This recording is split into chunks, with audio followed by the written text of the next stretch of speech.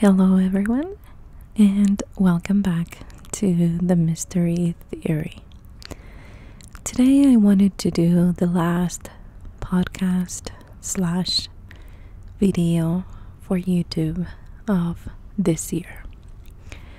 I decided that after a couple of long and pretty extensive research on cases that I had, I was going to take the holidays as a time to just spend time with family and cook a lot, bake a whole lot, and just enjoy this time together. So I decided to end this year in videos and podcasts. I wanted to share with you 3 things that I learned this 2019. Now, you guys know that doing all the research for different cases and being aware of a lot of bad things going on in the world, it is not what I like about sharing these true crime cases, but I have that curiosity of learning more about what happens in somebody's mind when they decide, I have a problem, I will fix it this way. And I have that little hope that one day we will figure it out. I have that hope that it's something physical, because I would really hate to believe that some people is just born that way. I'd like to think that there is something more that we don't know. I also like to learn something from each case, and I did. So that's what I'm gonna focus on today. Lessons I've learned this 2019. Now, this is not to tell you how smart I am, because it's gonna make me look pretty bad actually, but it is in the hopes of inspire you to look inside and try to reflect in what is it that you learned this 2019. I think that for way too many years I celebrated a new year not thinking back, not reflecting in what I could do better than a new year, and maybe adopt some trends like New Year's resolutions that were a little bit naive and maybe shallow, instead of trying to take the time to do better as a person next year, tomorrow, in the next hour, in the next few minutes. So the number one lesson I learned, and I think the other two kind of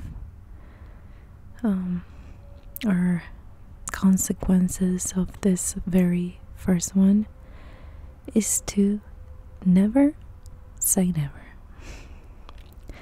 That is a very old saying, and I remember my grandma and my great grandma in Portuguese saying it, and I remember my mom, neighbors, aunts, uncles, friends.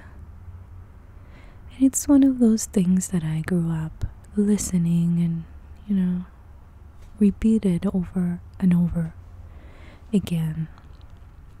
However, it only took me 37 years to understand the true meaning behind it. And I guess to the best way I can explain this to you is giving you examples that again are gonna make me look horrible, but that's okay. Number one is, the first example I should say is, trucks are stupid. I mean, I've said that over and over again for maybe the last 20 years. I used to tell my husband, they are just burning diesel to boost their egos. I used to work in this insurance agency, and I remember the tiniest guys with the biggest trucks. And I remember saying, that's just dumb. Who would want that? Now, I briefly mentioned that we had an accident with my husband. Our vehicle was totaled, and we contemplated the idea of keeping it and fixing it, but since it was a Toyota, they hold their value, and to buy it back wouldn't make sense. So we bought a truck. Half a ton truck that I drive to the grocery store now. Drive my kids to school, run my errands, and guess what? I love it. I thought I'd never say that, but again, never say never. We're gonna move, we're gonna need it. It's going to be something that will help us get feed for animals and lumber for projects and things that we need. So I feel a little bit dumb remembering myself saying that trucks are stupid. Another thing, or another example of this never say never, is I told my husband several times, we buy an RV, but I'm not going to drive it. I don't like to drive something that big.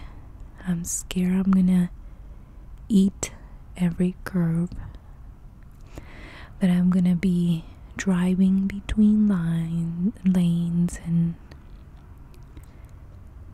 my gosh, I made such a big deal out of it. And there came a time, and that's how I am.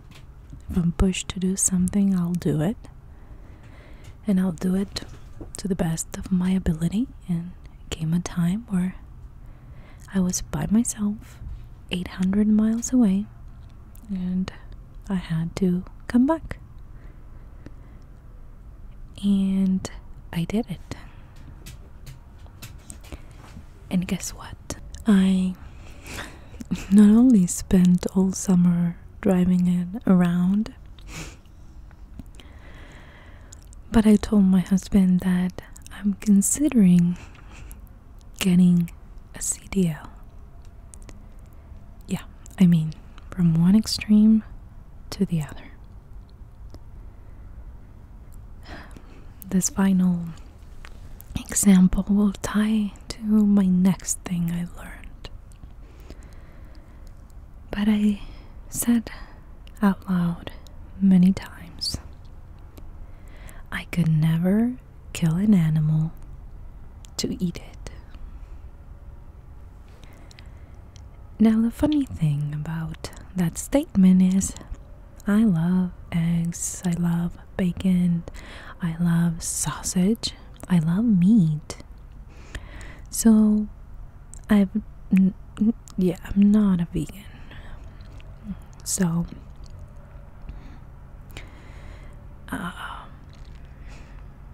it was funny hearing myself say I can never do it. Yet, I let somebody else do it for me. When I started to think how many things I've done this year that I never thought I could or would, I started researching and visiting places, farms, people on processing day. That's how they call it. And now this spring, I'm going to be getting 30 broiler chickens that I will raise and harvest for about 6 and 8 months of meat for our family. Now, I understand that people don't like that. Some people think that it's had friends tell me that that's almost evil. But I think I was rather lazy and avoiding myself. I guess the thought of what was going on before I bought the chicken at the store. Now we have this inside joke in the family, and every time I say that's, my husband stops me and say, don't say it, just don't. I promise we will be buying it soon. Number 2, do the hardest thing. I've been for the last 36 years the kind of person that not only avoids confrontation and avoids doing things that I don't like, but I almost made it my mission to only do things I'm okay with. I remember listening to Billy Graham, the radio, some time ago, saying in one of his old messages, you know, the clock is going tick tock, tick tock. You know what it's saying? Do it now. Do it now. Do it now.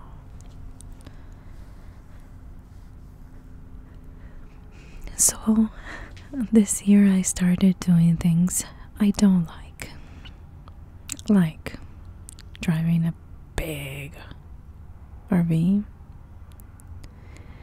like learning about things, like raising my own chickens, exactly where I have to cut the most humane way of doing it, and even walking my own dog by myself.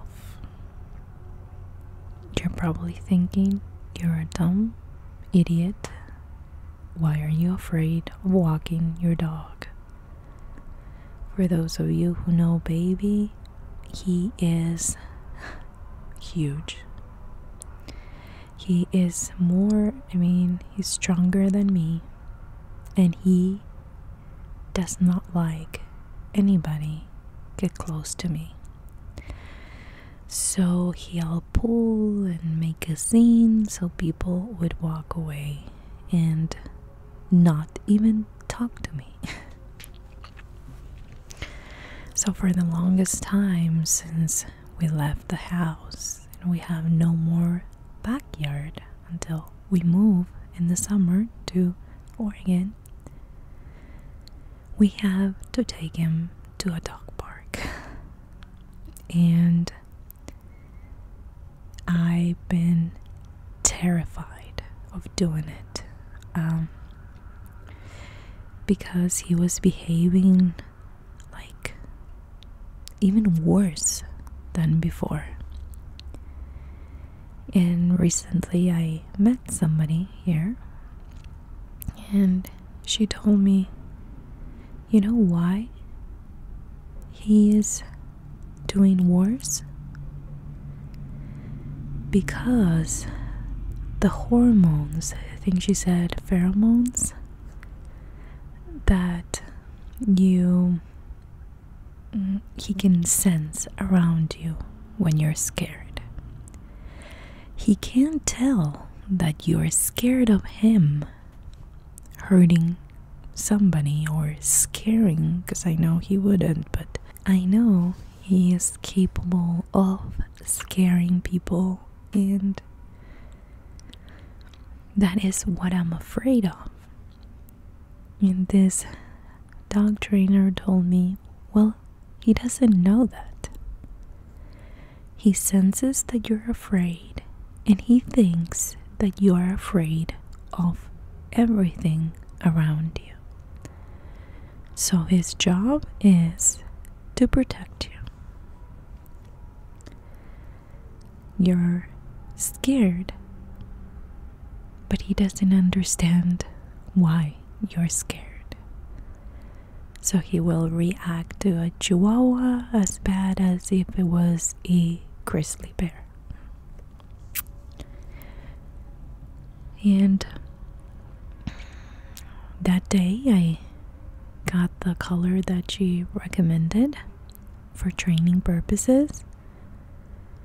I grabbed myself a hat, a scarf that I can't find in my storage, gloves, and I started walking him in the trail. Now, there are certain things that I know I have to avoid, but I lost the fear, and he is doing better than ever. So something as silly and maybe even ridiculous as being afraid for your dog, not of him, but for him, was really doing it despite the fear, and working in that fear helped me in a way that I would have never guessed. This trainer lady said, you see 170 pounds of pure muscle and power, yet he feels like a tiny Yorkie. He needs you to be secure. He needs to trust you have everything under control. Wisest words. And I can keep going with this, doing the hard thing, like living for periods alone in the woods, like owning a gun, something that I've said for my entire life I didn't believe in, and now I know that I need it, not for my protection per se, but the animals and we have a house in the woods. And it's one of those things that I thought I'd never do. Yet, I'm okay with that. Goodness, I feel good about that. And I am not going in a debate of if guns are good or not. But when you live in the woods, or you're moving to the woods, when you have your family and your animals that depend on you, I think a lot of things change. So now I learned to do the hardest thing. Not the hard, but the hardest thing. And do what I've been lazy for so many years to do before. And I decided to do it despite being scared. Despite what I think the outcome it will be. Now, the third thing and final that I'm gonna share with you that I learned this year is to be flexible.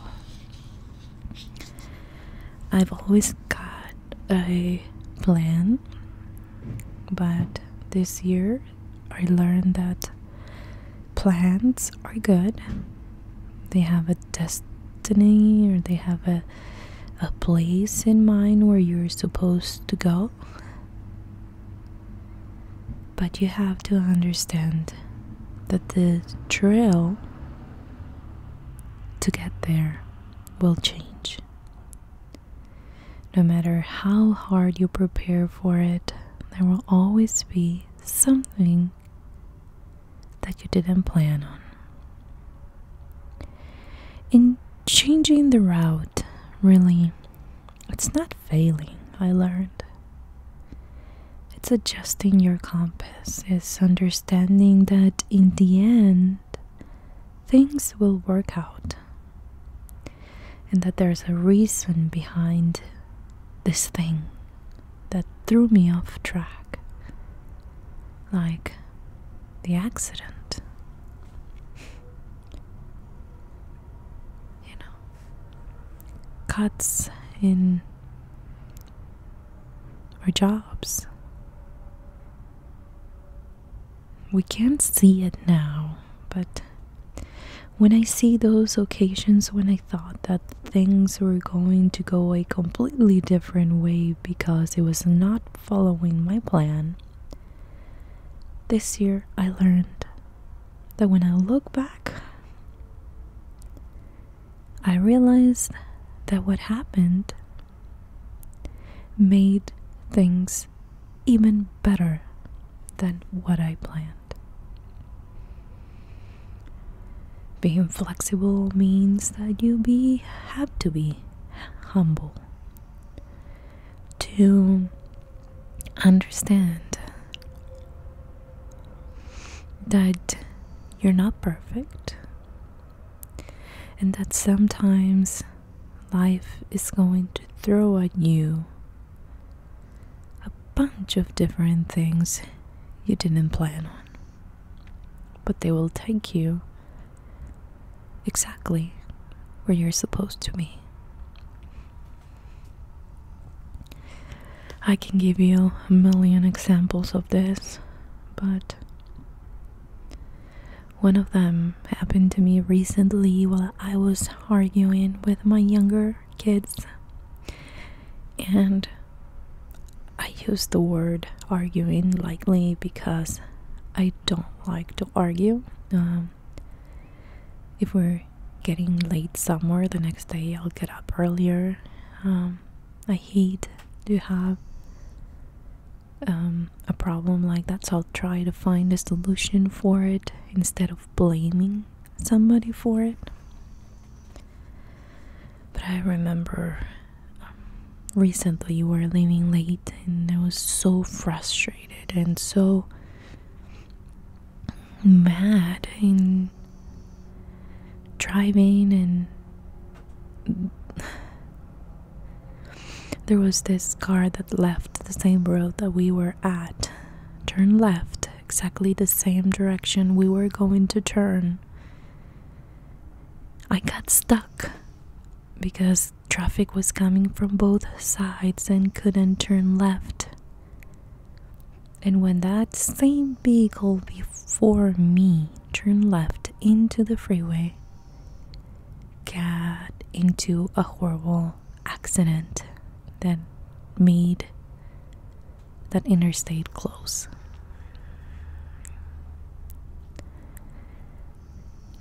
So yes, we were late. Yes, I'll have to pay for my daughter to be late for high school. But something worse could have happened, and it didn't. Because we were exactly where we were supposed to be, right behind that vehicle, right behind in our schedule.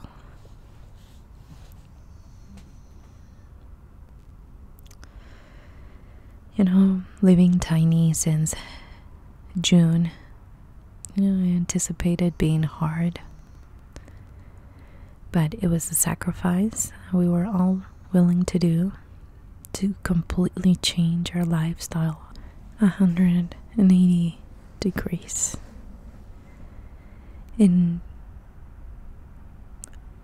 I really thought that at some points that the price of changing this was too high. But we did it despite that fear, and it just brought us closer together. Now, we liked to spend time together, even though we upgraded a little bit and we have 2 bedrooms, small bedrooms. We spend most of our time here in the kitchen. Sometimes we have to share the couch and use every single chair in this tiny house of ours. But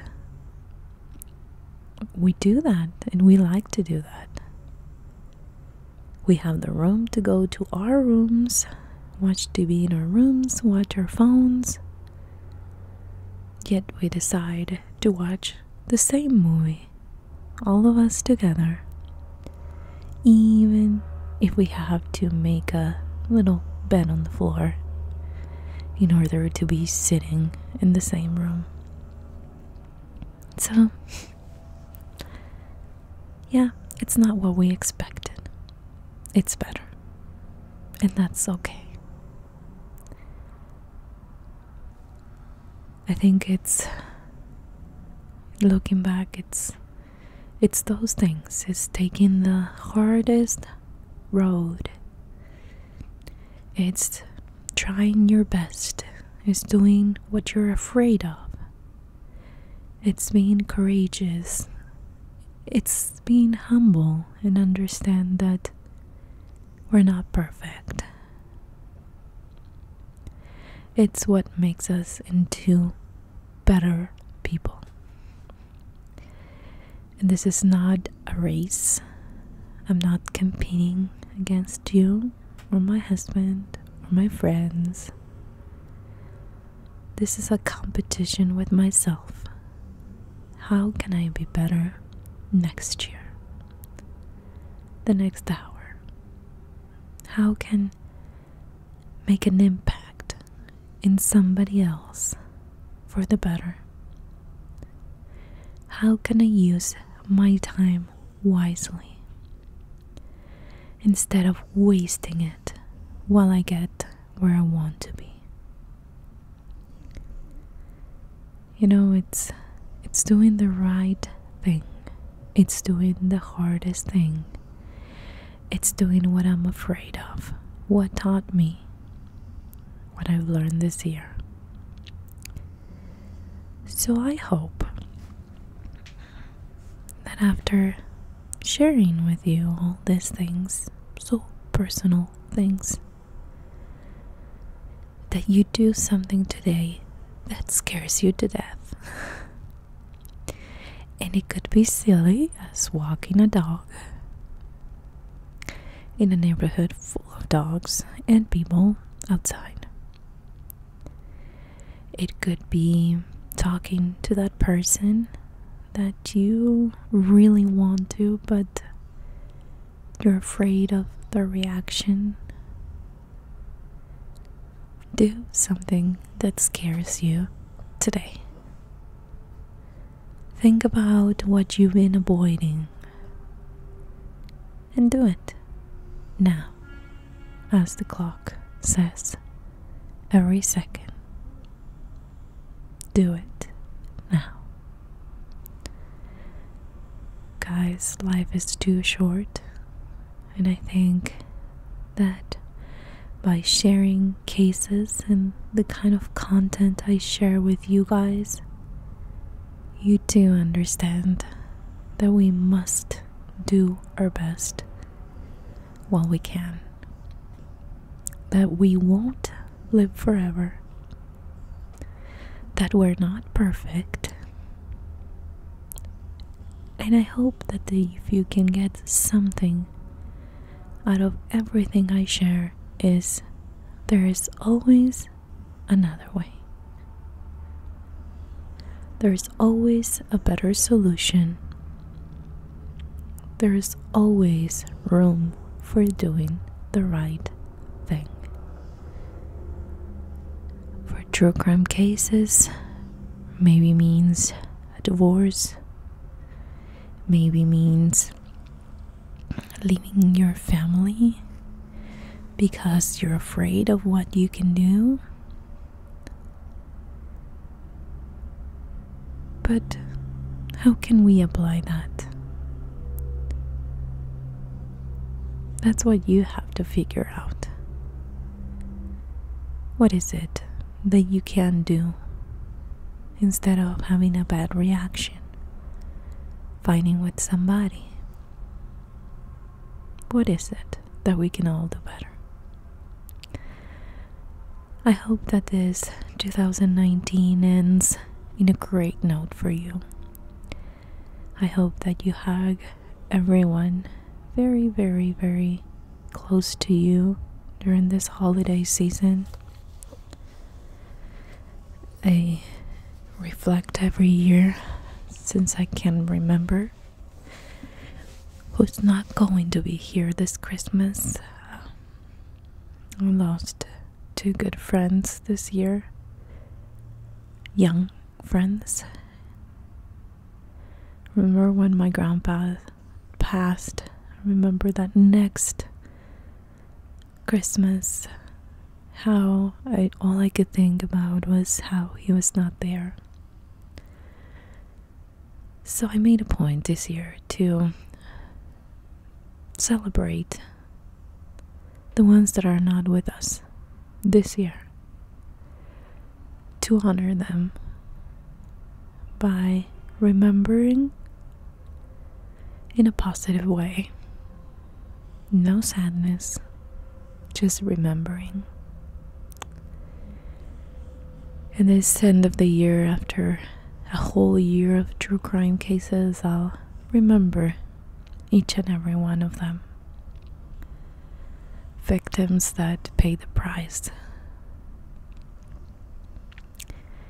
Some of them left this year, some other ones left before. But we do know that we are here. We're celebrating. We're hugging our family. We're spending time with loved ones. And sadly, they're not. And instead of feeling robbed or feeling like they should have been here, I hope that we can honor them by, since we're here, trying to do better, trying to be a better person, and try to bring awareness to something so horrible that we hear in the news every day. I hope 2020 is the year for you, the year of bringing you everything that you dreamed of. But I hope you start today doing the right thing, being courageous and doing what scares you the most. And I promise you that you will learn more than taking the easy way out, taking the easy road and avoiding that you're so scared of.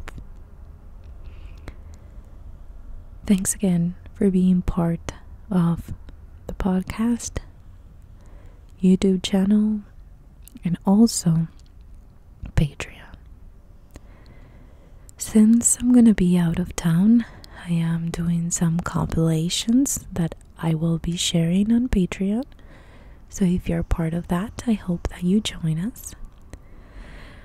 But some of those compilations are about 5 hours, so